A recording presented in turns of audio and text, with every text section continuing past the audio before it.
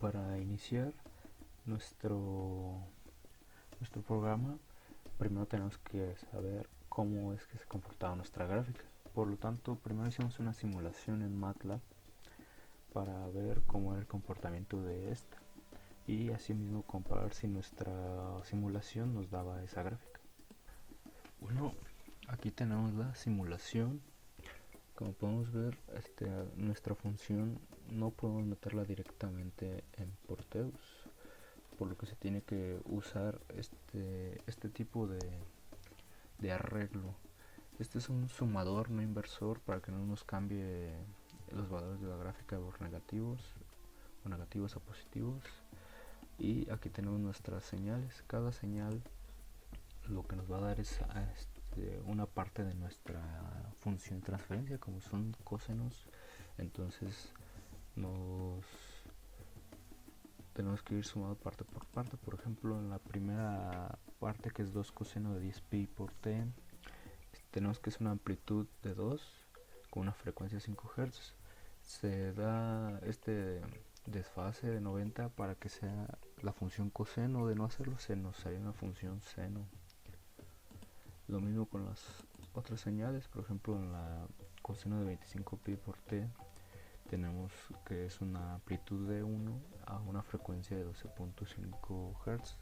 Esto lo sacamos, y también con su desfase lo sacamos de calcular o de ver las gráficas individuales de cada una.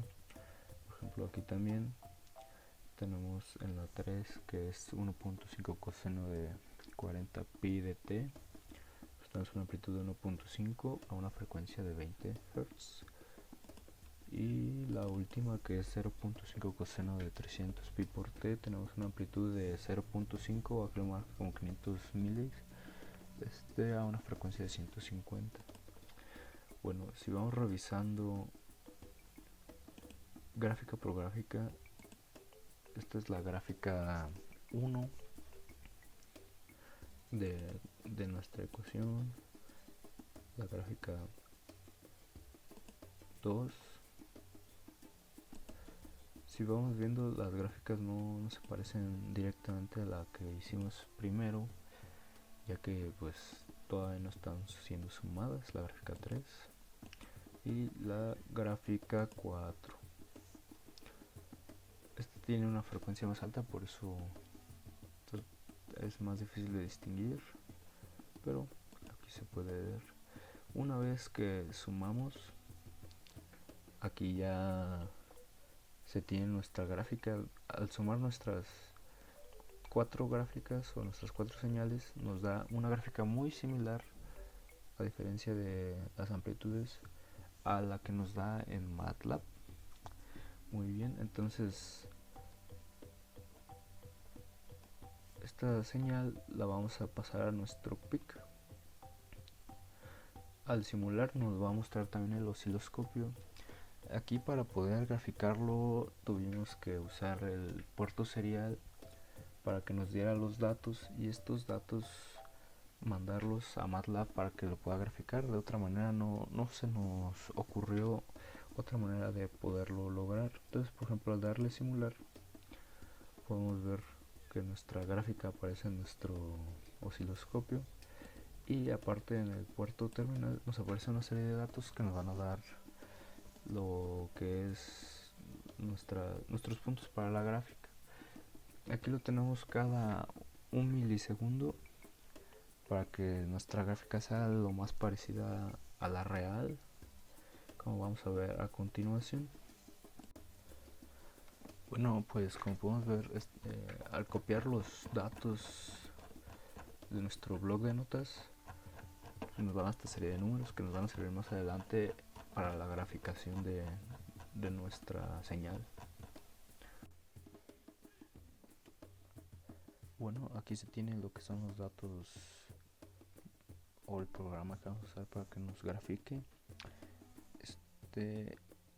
Lo que hace es tomar los datos del blog de notas que nos dio el Virtual Terminal, y entonces va a tomar la fila y la columna para mostrarnos dos gráficas, una donde se muestre la gráfica solo con los puntos, y otra donde se muestre este cada, cada cuánto se hicieron los muestreos. Bueno, aquí como ya pasamos el primer bloque de notas con espacio de un milisegundo, vemos que la gráfica es casi igual.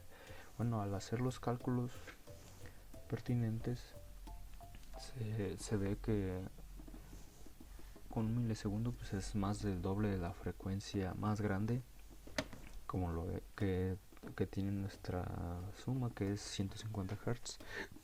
Esa frecuencia más grande, para que la gráfica sea lo más parecido, tiene que ser mínimo 2 veces esa frecuencia. A nosotros ponerlo de un milisegundo es como si se tuviera casi 5 veces esa frecuencia. Como podemos ver, pues aquí hay muchos puntos cada un milisegundo que nos van a ir representando esta gráfica. A nosotros, esta es todas las muestras que se tomaron, y la primera es la unión de los puntos. Al cambiar el programa y poner un tiempo de muestreo de 6 milisegundos, vemos que se llega a apreciar ya como es la gráfica, pero no es tan exacta como antes. Entonces, a partir de aquí, subiendo más el tiempo de muestreo, pues va a parecerse lo menos posible a la gráfica. Este tiempo de aproximadamente 6 milisegundos es como si tuviéramos solamente la frecuencia más alta, que es de 150 Hz. Como vemos, pues va bajando su calidad conforme el tiempo de muestreo es más largo. Entonces vamos a ver un tiempo de muestreo más alto, que va a ser, por ejemplo, la mitad de la frecuencia, para que vean cómo ya no se va a aparecer la gráfica, o nos va a costar más analizarla. Bueno, como podemos ver, al poner una frecuencia menor, bueno, sí, la mitad de 150 Hz, los 75 Hz, que son aproximadamente 13 milisegundos, bueno, pues nuestra gráfica ya no se parece tanto a la original o a nuestra señal original, entonces pues cuesta más diferenciarla, ¿no? O ver si es la misma gráfica. Entonces tenemos el espaciado de cada 13 milisegundos. Y bien, como podemos ver, al ir cambiando más el tiempo de muestreo, por ejemplo, ahora tomamos la frecuencia 3, que es de 20 Hz, que es un aproximado de 50 milisegundos. Cada 50 milisegundos una muestra. Vemos que nuestra gráfica ya sigue teniendo ese patrón, pero pues ya no tiene los mismos datos. Entonces, como podemos comprobar, cada vez que mínimo tenemos que tener la frecuencia más alta, el doble, para que nuestro periodo de muestreo sea el más adecuado. Entonces, como podemos ir viendo, cada vez que vamos bajando, nuestra señal va desapareciendo o no se va pareciendo más a la original.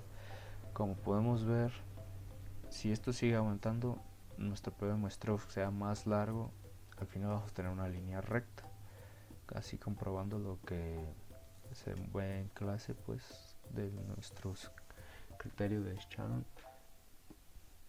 Pues se puede ver que de manera práctica sí se cumple.